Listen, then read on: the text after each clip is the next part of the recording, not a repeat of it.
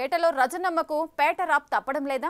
ఆమె చుట్టూ ఇన్ని కేసులు మారుమోగుతున్నాయి. కారణమేంటి? అధికారంలో ఉండగా రజని అన్నేసి అవినీతి కార్యకలాపాలకు పాల్పడ్డారా? హైకోర్టు తీర్పుతో మొత్తం తారుమారేనా? పేటలో అసలేం జరుగుతోంది? అక్కడి పార్టీ భవితవ్యమేంటి?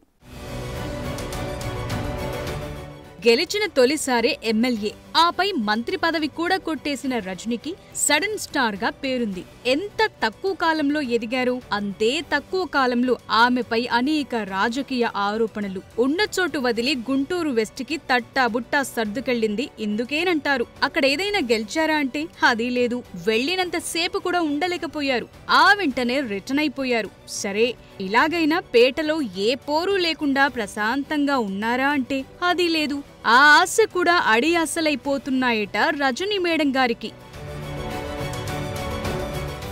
కాస్తైనా గ్యాప్ ఇవ్వన్రా అనే బ్రహ్మి డైలాగ్ తో రజనీ మేడంపై మేమ్స్ ఒకటే పేలుతున్నాయట. కారణం, ఆమెపై వరుసగా నమోదవుతున్న ఫిర్యాదులు అలాంటివి. మరి జగనన్న కాలనీకి సంబంధించిన స్థల సేకరణ వ్యవహారమే తీసుకుంటే రైతుల నుంచి కమిషన్ల పేరిట డబ్బులు వసూలు చేశారట. కొందరు కంప్లైంట్ చేయడంతో డబ్బు తిరిగిచ్చేశారట. దీంతో వీరు కేసులు వెనక్కు తీసుకున్నారట. కొందరు మాత్రం పట్టు వదలటం లేదట. తమతో పాటు మరికొందరు బాధితులను కూడా పోగిస్తూ రజనీ మేడం గారిపైకి గొల్పుతున్నారట. దీంతో ఏం చెయ్యాలో అర్థం కాని అగమ్య గోచర పరిస్థితికి రజని ఆమె అనుచరులు జారుకుంటున్నారట. బురద తొక్కనేలా కాలు కడగనేలా అన్నట్లు ఆనాడు లంచాలు తీసుకోనేలా, ఈనాడు అవస్థపడనేలా అంటూ పాత సామెతల్ని కొత్తగా చెప్పుకుంటున్నారట. ఇవన్నీ ఇలాగుంటే ఎన్నికల టైంలో రజనీ తన దగ్గర 5 కోట్ల రూపాయల డబ్బు తీసుకుని మోసం చేసిందంటూ సొంత పార్టీ నేత మల్లెల రాజేష్ ఆరోపించారు. అప్పట్లో ఈ అంశం కలకలంగా మారింది కూడా. దీనిపై ఆనాడే రజనీ అనుచర వర్గం ఆందోళన చెందారు. ఈ ఆరోపణలు తన విజయానికి అడ్డుపడేలా ఉందని రజనీ వర్గం డైలమాలో పడింది కూడా. వీటన్నిటినీ తట్టుకుని గెలుస్తామంటూ ప్రగల్భాలు పలికిన ఓటమి తరువాత అందరూ నవ్వుకున్నారట. ఇవన్నీ ఒకెత్తైతే రజనీపై పిల్లికోటి అనే వ్యక్తి ఫిర్యాదు చేయటంతో ఎస్సీ ఎస్టీ అట్రాసిటీ కేసు నమోదైందట. తనను స్టేషన్లో తీవ్రంగా వేధించారంటూ కోటి చిలకలూరిపేట పిఎస్లు కంప్లైంట్ చేశారు. దీనిపై విచారణ చేసిన పోలీసులు సిఐ రమేష్ పై కూడా కేసు పెట్టారు. ఈ కేసుతో పాటు రజనీపై బాలాజీ స్టోన్ క్రషర్ కేసున్న సంగతి తెలిసిందే. ఈ అంశంలో నాడు విజిలెన్స్ ఎస్పీగా చేసిన జాషువా, రజనీ బావమరిది గోపీనాథ్, పిఏ రామకృష్ణ పైన కేసులు నమోదు చేశారు పోలీసులు. ఈ 2 కేసులతో తనకెలాంటి సంబంధం లేదంటూ ఆమె మీడియా ముందు వీరావేశంగా ప్రకటించారు. కానీ ఆ వెంటనే వెళ్లి హైకోర్టును ఆశ్రయించారు. ముందస్తు బెయిల్ కోసం కోరారు. దీంతో రజనీ అనుచర వర్గంలో అలజడి మొదలైందట. ఇలా ఒకదాని వెంట మరొకటిగా కేసులు వెంటాడటంతో సతమతమైపోతున్నారట రజనీ. ఇటు తనపైనే కాక తన అనుచరులపైన కేసులు బుక్ అవుతుంటే ఉక్కిరిబిక్కిరిగా ఫీల్ అవుతున్నారట. పైకి ధైర్యంగా ఎదుర్కొంటానని రజనీ మేడం మేకపోతు గాంభీర్యం ప్రదర్శిస్తున్నా లోలోన మాత్రం ఆమె గజగజ వణికిపోతున్నారని అనుచరులే అంటున్నారట. తాను మాత్రమే కాక తమను కూడా పీకల్లోతు కేసుల్లో ఇరికించేస్తున్నారని వీరు వాపోతున్నారట.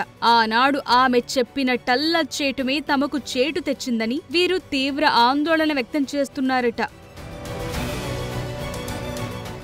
ఆనాడు మర్రిని కాదని రజనీని నమ్మినందుకు అధినేత జగన్ కి కూడా గట్టిగానే శాస్తి జరిగిందని అందరూ అంటున్నారట. ఇటీవల మర్రి పార్టీకి రాజీనామా చేయటంతో పార్టీకి ఇటు గోడ దెబ్బ, అటు చెంపదెబ్బగా తయారైందట.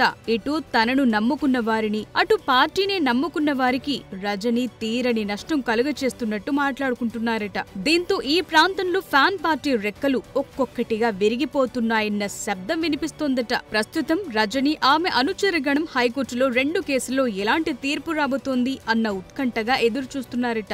ముందస్తు బెయిల్ కు కోర్టు అనుమతిస్తే సరే, లేకుంటే ఆమె విచారణకు హాజరు కావాల్సి వస్తుందట. మరో కొత్త సమస్య ఏంటంటే, ఒకవేళ రజనీని పోలీసులు అదుపులోకి తీసుకుంటే పార్టీ పరిస్థితేంటి? ఉన్న మర్రి రాజశేఖర్ కూడా లేకపోవడంతో తమకు దిక్కెవరంటూ బావురుమంటున్నారట ఫ్యాన్ పార్టీ కార్యకర్తలు.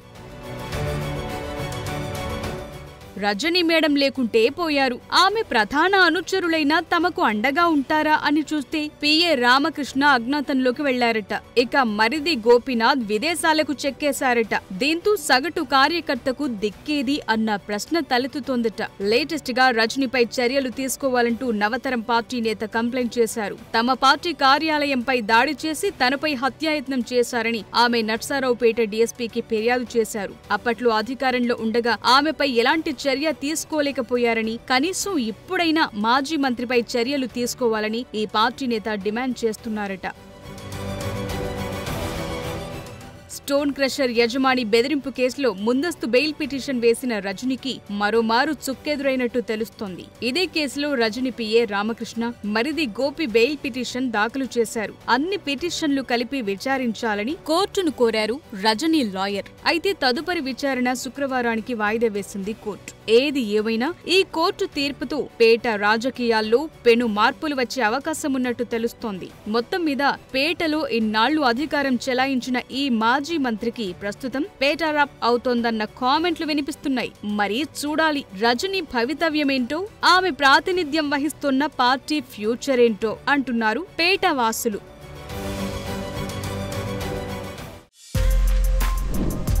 For more videos like this, subscribe Big TV channel.